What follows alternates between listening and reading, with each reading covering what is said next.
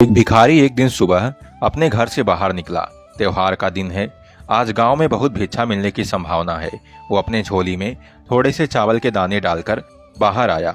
चावल के दाने उसने अपनी झोली में इसलिए डाले क्योंकि झोली अगर भरी दिखाई दे तो देने वाले को आसानी होती है। उसे लगता है किसी और ने भी दिया है। सूरज निकलने के करीब है।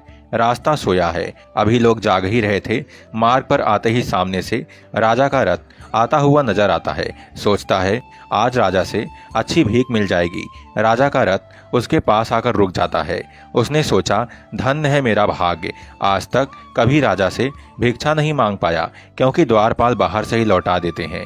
आज राजा स्वयं ही मेरे सामने आकर रुक गया है। भिखारी ये सोच ही रहा था कि अचानक राजा उसके सामने एक याचक की भांति आकर खड़ा होकर उससे भिक्षा देने की मांग करने लगता है। राजा कहता है कि आज देश पर बहुत बड़ा संकट आया हुआ है। ज्योतिषियों ने कहा है इस संकट से उबरने के लिए यदि मैं अपना सब कुछ त्याग कर एक याचक की भांति भिक्षा ग्रहण करके लाऊंगा तभी इसका उपाय संभव है। तुम आज मुझे पहले आदमी मिले हो, इसलिए मैं तुमसे भिक्षा मांग रहा हूँ। यदि तुमने मना कर दिया तो देश का संकट नहीं टल पाएगा, इसलिए तुम मुझे भिक्षा में कुछ भी दे दो। भिखारी तो सारा जीवन मांगता ही आया था, कभी देने के लिए उसका हाथ उठा ही नहीं था। सोच में पड़ गया कि आज कैसा समय आ गया है। एक भिखारी से भिक्षा मांगी जा रही है और मना भी नहीं कर सकता। बड़ी मुश्किल से एक चावल का दाना निकाला और उसने राजा को दे दिया। राजा वही एक चावल का दाना लेकर खुश होकर आगे भिक्षा लेने चला गया। सबने उस राजा को बढ़ बढ़कर भिक्षा दी, परंतु भिखारी को चावल के दाने के जाने का भी गम सताता रहा। जैसे तैसे शाम को वह घर आया। भिखारी की पत्नी ने भिखारी की झोली पलटी तो उसमें उसे भीख के अंदर एक सोने का चावल का दाना भी नजर आया। भिखारी की पत्नी ने उसे जब उस सोने के दाने के बारे में बताया तो भिखारी छाती पीट कर रोने लगा।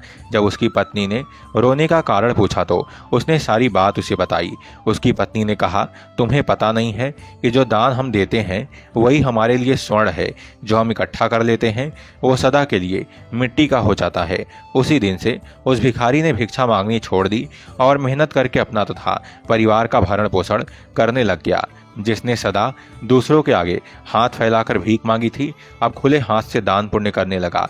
धीरे धीरे उसके दिन भी बदलने लगे। जो लोग सदा उससे दूरी बनाया करते थे अब उसके समीप आने लगे। वो एक भिखारी की जगह दानी के नाम से जाना जाने लगा।